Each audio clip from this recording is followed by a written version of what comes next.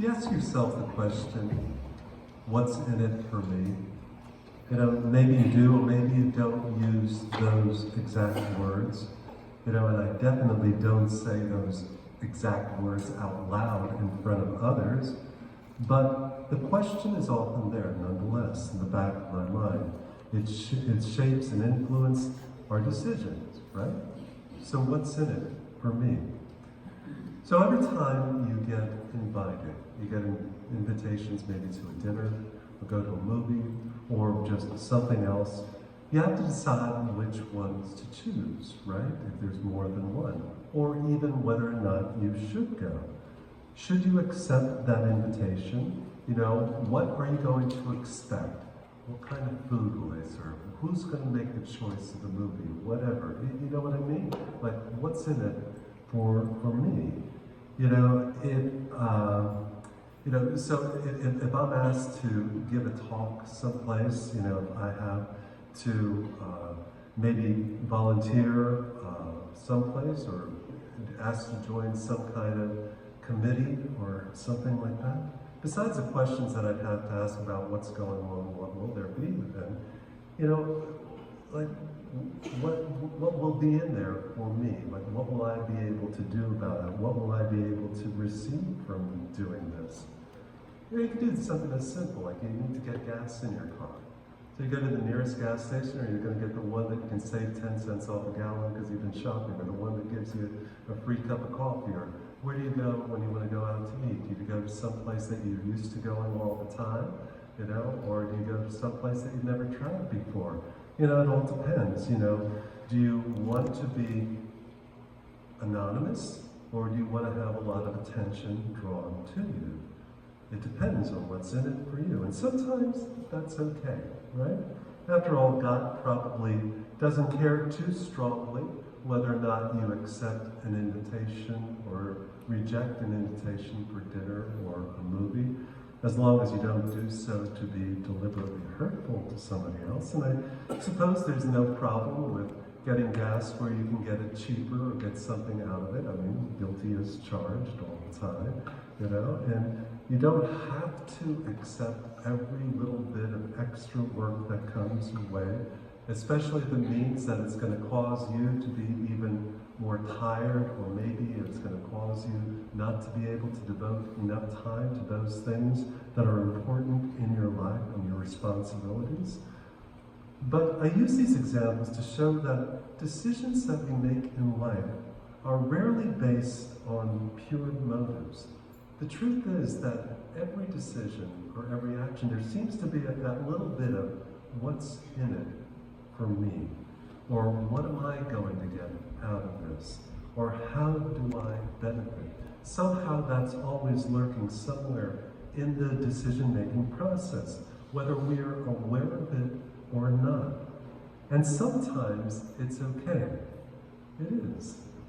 But, as you can imagine, sometimes it's not. Rather, when you hold a banquet, invite the poor, the crippled, the lame, the blind.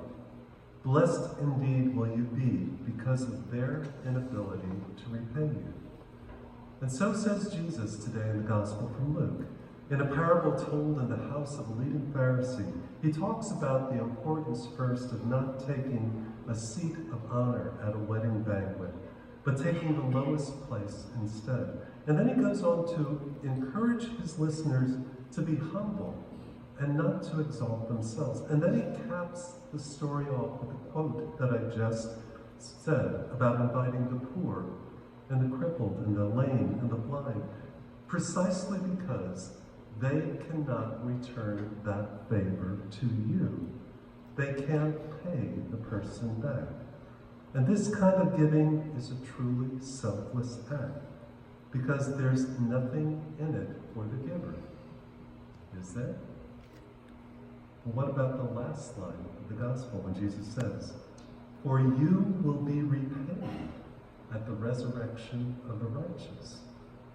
So in one sense, the story seems to be encouraging us to purify our motives, to do good things simply for the good of the other person, Jesus seems to be saying, don't simply love someone because they can love you in return, or be generous with someone because they will be obligated to be generous to you, or to forgive someone something they've done so that they'll like you, or do a favor for someone because then they'll have to owe you a favor sometime later.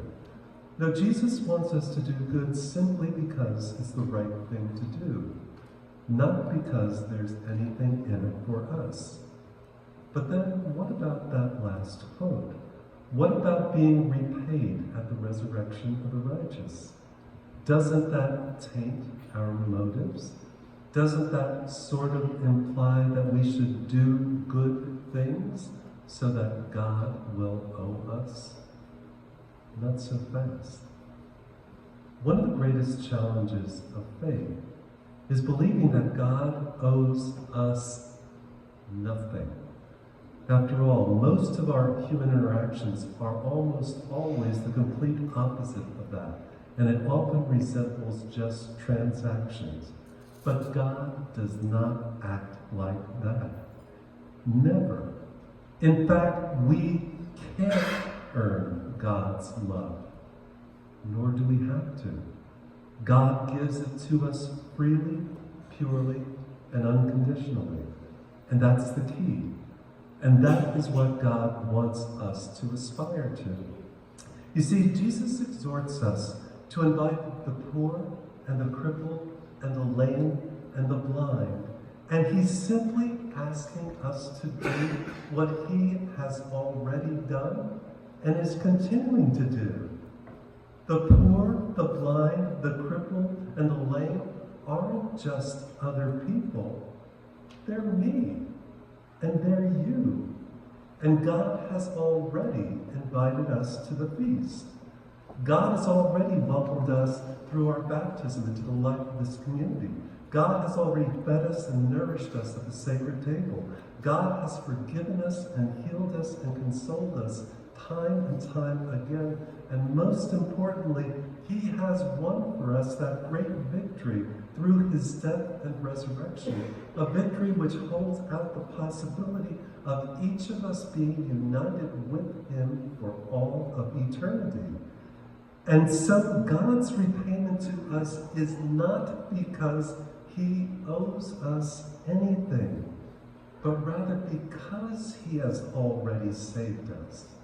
Saved us in this moment, in this life, and in the life yet to come. And it's not a repayment at all. It's a gift. It is the perfect gift. The victory has already been won. The wedding feast has begun. And we are sharing in that feast this very day. And so God calls us to love others because he has loved us first.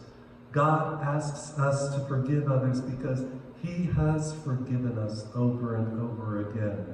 God wants to shower us with all kinds of kindness and mercy without there being anything in it for ourselves, because he does the same for us each and every day. We are called to live a life of love and goodness and generosity, not to try to ensure that God acts in a certain way, but because he already has and continues to do so. The most authentic and faithful life is one in which we live our lives in love as a response to every good thing that God has given to us and has done for us. Rather, when you hold a banquet, invite the poor, the crippled, the lame, the blind. Blessed indeed will you be because of their inability to repay you. We thank you, God, for inviting us to this feast. Broken, wounded, blind, sinful us. And we know that we can never repay you. That's simply not possible. But we do know the best way to say thank you. And may the way that we live our lives and the many ways we give ourselves say precisely that.